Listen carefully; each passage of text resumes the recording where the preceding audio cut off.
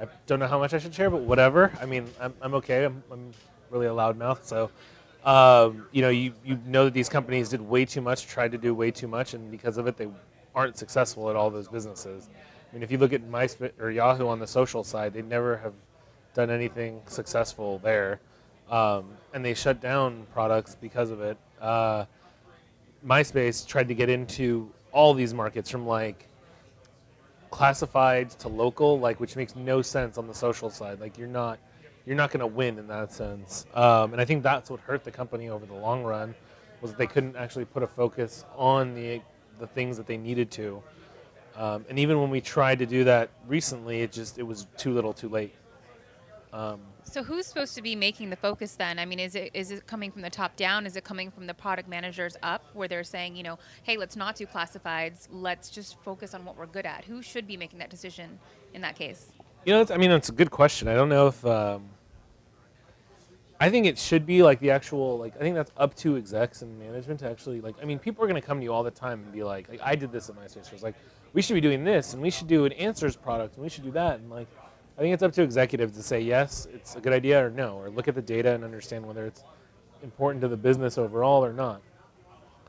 I wanted to create an answers product at MySpace. We didn't end up creating it. I thought it was silly not to, but who knows? Maybe it was a better idea that we didn't actually do another thing that we needed and focus on what we needed to. Do you mean like Quora is now? Kind of, but more along the lines of like entertainment, like kind of like FormSpring, more like that. I mean, the thing is, it's like answers and content like that is so important to SEO, and you could have all that on all these artist profiles that already do super well. It'd probably get you some traffic, but at the end of the day, it's like, is it going to help the overall business? Who knows? I mean, you never know. We didn't launch it, so we never know. But I think Yahoo is the same exact thing where they've bought so many businesses and tried to get all these businesses. I don't know who would make those decisions there. I think the problem is everyone hears a revenue opportunity and everyone I think jumps on it. I don't think that's the smartest way to do things. I think think about how it ties into the core business, and if it doesn't, then don't do it. I mean, I know with Eventify, everyone's like, oh, you should do this and you should do that, and like, you should add you should also just do you should just try to take over Eventbrite and do that stuff too. And I'm all, oh, okay, let me do 800 things at once and not build the core product that I actually want to build. And one of the things that I always go back to, we talked about this at the first table I was talking with. There's a book that I read by 37 Signals called Getting Real. And it's like one of the key books that I always think about from like a product development standpoint, which is like, is this something that's really, really important to your feature set? Is it something that really needs to be built? And I think in the book they talk about how like they won't build something unless like 5 to 10 people ask for the feature. So if like one person's like, oh, you guys should totally do this or you should totally do that, they'll be like, cool, and they'll log it. But they won't actually build it until they get an influx of that same exact thing that needs to be done. So I was just going to ask, since we're streaming right now, and a lot of people from outside LA might not know what Eventify is. I know that you guys started at Startup Weekend, I think in February. Yep. So do you want to talk a little bit more about Eventify? Totally. So Eventify is basically at its core, like the biggest problem for people that throw events or a bride-to-be is to find the venue for that event. Brides-to-be take like tons of time trying to find that. They get shuttled around by like wedding planners just to like go to different venues. It's like days upon days of trying to find the right place, and then on top of that, they only get a subset of what is actually out there. Same with birthdays. Same with like dinner parties. Like that's actually something that isn't even really. There's a need that's there that isn't being filled. Like people want to have dinner parties, but can't because their home doesn't have enough size or enough space for it, right? So they would actually do it at someone else's house. Like, and it's crazy how many people I hear from in like PR and marketing and all that stuff that do events that say that this is such a need. But so what Eventify is trying to solve is that we will create a product and a marketplace that allows you to search by that location. So, Santa Monica, California, see all the venues and then filter down by price or amenities, event types, categories, all those types of filters, and then find the venues that you want. What cities are you guys in right now? Because I know we were even looking for locations for Biz2Beach and just trying to see what cities you've populated already? We launched at Startup Weekend, or not even launched. We started at Startup Weekend, and we went through, which actually speaks to some of the missteps and momentum part of my topic, which is kind of funny because we took like a break because we wanted to figure out who was running it and who was going to be involved in it and all that, and that I think really hurt us because we had such great momentum coming out of Startup Weekend. We won second place. Cal Canis tweeted it during the event and actually took our site down because we were trying to do the demo and he tweeted it and too many people went to the page. So we got a lot of good buzz right off the bat, but it turned out that like because we couldn't get together and actually start working on it, we lost a lot of momentum. A lot of people that were interested in it didn't follow up and all that kind of stuff. So we haven't really like penetrated LA per se. We're right now at the point where we have a prototype up right now live, but it's not polished. It's just, it is what it is. And then we're I'm out there every day doing cold calling and trying to get venues signed up, and we're doing that, and we're also populating the database with people that are just out there that we've found, and we're reaching out to them on a daily basis. I think we probably have people that we've talked to and booked and all that stuff. We probably have about 10 commitments as it is. We're probably looking to get about 300 to 400 to assume it's like at scale. From there, we'll probably go with like New York, San Francisco, Chicago, Miami, those types of cities after that. So after Startup Weekend, and you guys, you'd obviously been able to communicate the idea in a way that people like Jason Calacanis could understand and saw the value in it. How did you move it forward to where you are now? Because it seems like now that's a pretty big change from sort of prototype to something you're really moving forward with. You know, it's actually funny because we started as just, so if you look at the logo on the site, I think it still says My Home, Your Venue, and it was just supposed to be like Airbnb, like just homes for events. And there was a real need for that because people wanted unique spaces, but really like creating that market is a long-term goal. Like it's going to be very hard to create that whole like need in the market. Like people still need events, venues, but there's all these other issues that like insurance do, and like Airbnb just dealt with this, right? So like how do we deal with insurance for parties? Because at a party there could be a bunch of drunk guys running around breaking stuff. Like that's something that Airbnb doesn't have to deal with. So I thought a lot about that while we were talking about it, and I figured going after venues overall versus just homes was probably a bigger market. So that was one of the things that we had to deal with. I don't know if that answers the question or there's other parts of it, but there's also other things like, I mean, we just didn't know who was gonna work on it. Like we went a month without even, figuring out who the team was and all that, and that was a hard part coming out of Startup Weekend. Yeah, so that was there the support that you needed after Startup Weekend to move forward at a pace that you feel was appropriate? I think there was support. I just don't. I mean, it's hard because everyone, coming out of Startup Weekend, everyone's probably already got a job, so you're all kind of trying to do this in your part time, in your spare time, trying to get like. I mean, all of us had jobs, and then there's all of us who have other businesses that we're trying to run. And at first, I said I could only do this as like an advisory type thing, and then it was like, oh crap! Actually, I really like this idea, and I really feel like it's important, so we should do more of it.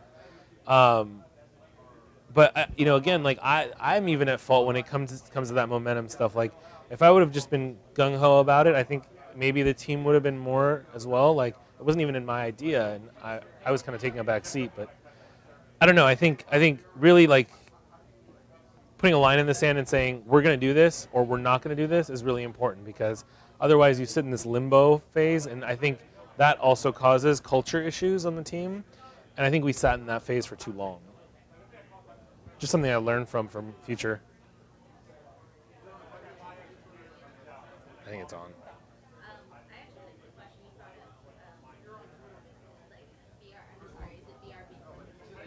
Airbnb.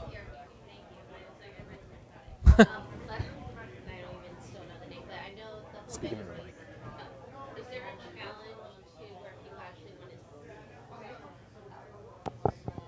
to? Oh, there you Technical go. difficulties. Airbnb. Is there a challenge to where people actually want to see the venues before actually committing online. And, you know, and just intuitively, I would think so, but I don't know if because of Airbnb and stuff like that, that people are just more open, I guess, to reserving online versus sight unseen. So totally, it's actually funny. I think for Airbnb, it's not as big an issue as it is for us. At Startup Weekend, that was one of the questions. I think it was, I can't remember if it was Scott Sangster, Sean, or Ashton that said, one of those three said, people want to see a venue before they book it. I think for renting an apartment for a night or for even 5 nights, it's like, big deal. I'm just renting it to sleep because I'm probably partying all weekend. Like, so not a big deal as far as looks. But my wedding, I'm going to want to see that place before I actually book it. So we have created, I mean, one part of the reservation funnel will be the fact that there needs to be a showing time. Like, there needs to be time for someone to actually go see the venue, go look at it, and, you know, even that's why we have like a dashboard aspect to it in the future is we will have ability for you to say, I want to see these 6 venues, and these are the ones that look closest to what I want, and then from there I can make the choice on what I'm actually going to go for. I was just about to say something else and I totally brain farted.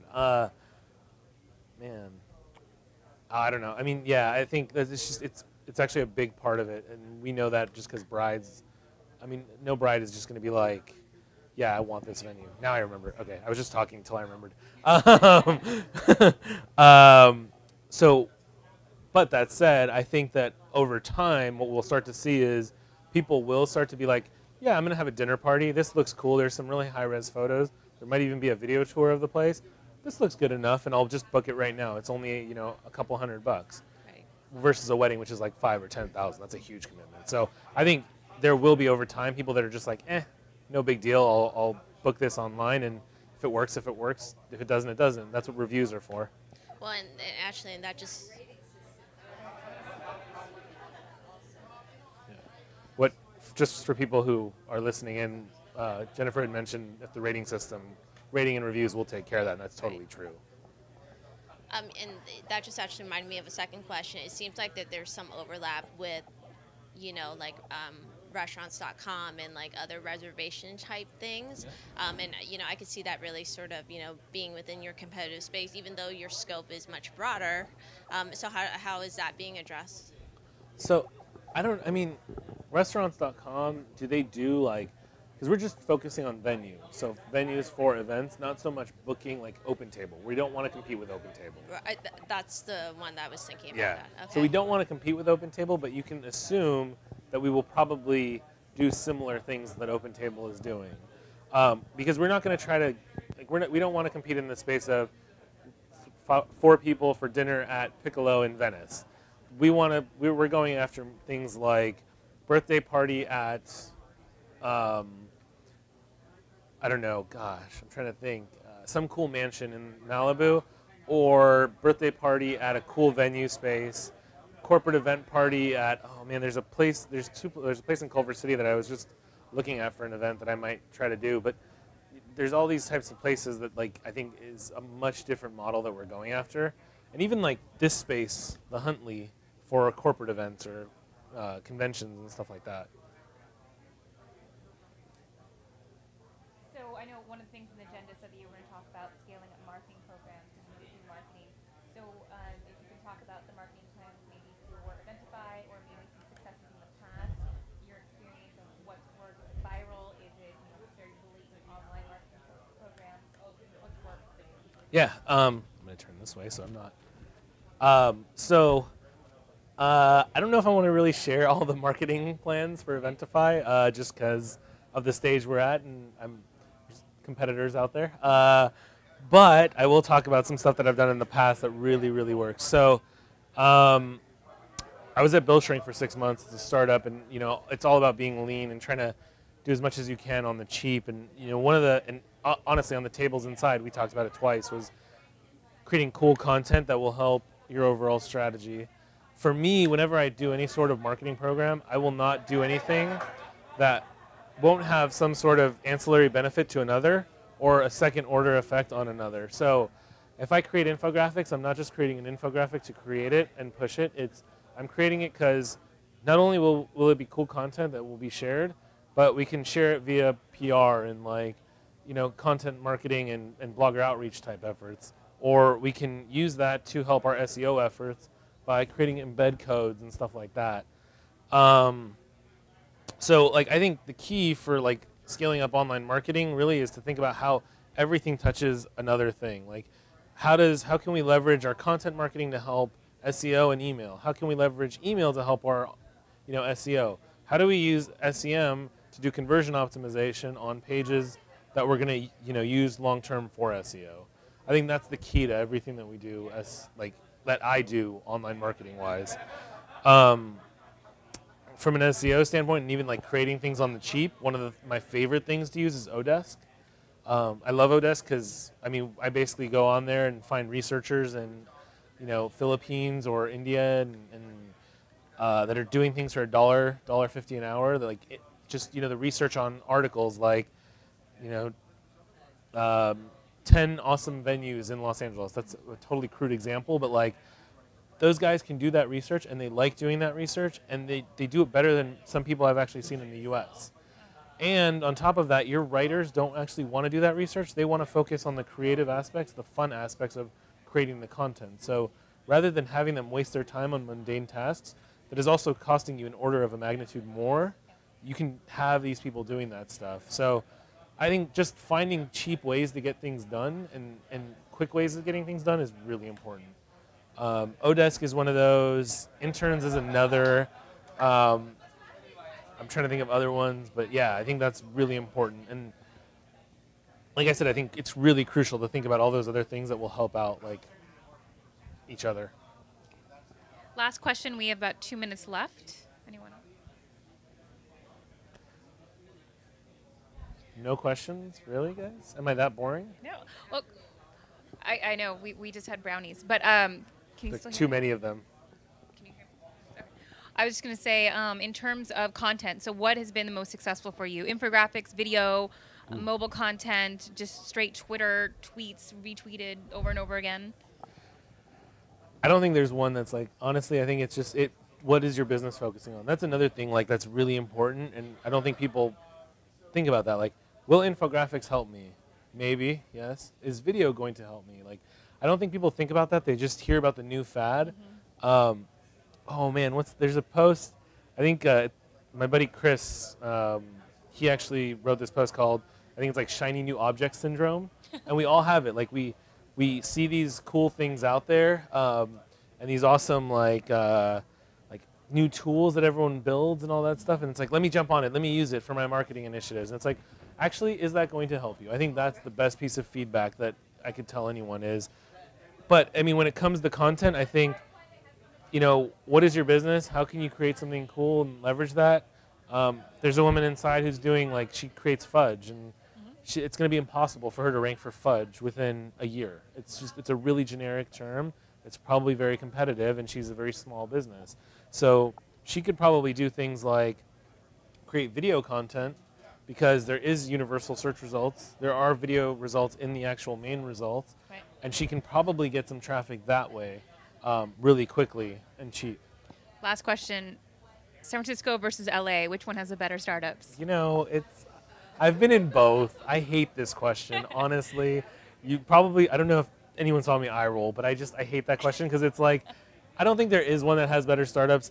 San Francisco is going to be those things that really, really innovative things like Twitter, Facebook, all that. So that's going to come out of San Francisco. LA is going to create startups that have business models behind them, knows how to generate revenue. Eventify is an example of that. BetterWorks is an example of that. We have all these companies out here that have been really, really focused on revenue, and it's one of those things. I don't think there is one better than the other. I lived in both cities, and I loved both cities. All right, I think LA is way better. I love the culture down here. It is a much They couldn't cooler. have done a Biz2Beach. Let's be honest. Definitely true. Okay. That's actually part of the reason I moved back, and I like LA better. Is the weather is way better down here. But I also do like the community down here. I don't think one's better than the other, but I do like the different. It's just different, and I like the community down here more than I do up north. I'm sure there's a lot of San Francisco viewers who are shaking their fists at their screens right now. Well, I think that's a wrap for this third table round. So thank you, Tony. Thank you, guys. Great job. All right. We'll give you guys a round of applause. Thanks, guys.